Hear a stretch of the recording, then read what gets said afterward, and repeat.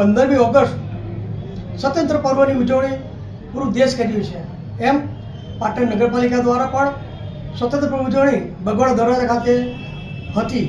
પણ દુઃખની બાબત એ છે કે નગરપાલિકાના પ્રમુખશ્રી અને નગરપાલિકાના ચીફ ઓફિસરના સ્વભાવના કારણે અને એમના વિરોધના કારણે આજે નગરપાલિકાના અંદાજે 35 કોર્પોરેટરો આ સ્વતંત્ર પર્વની ઉજવણીમાં હાજર રહ્યા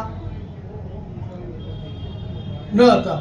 એવી તો શું હુસાતુસી છે કે નગરપાલિકાના ચૂંટાયેલા પ્રતિનિધિઓ આજે હાજર રહેતા નથી. એ પ્રમુખશ્રી વિચારવાનું છે, એ ચીફ ઓફિસરશ્રી વિચારવાનું છે.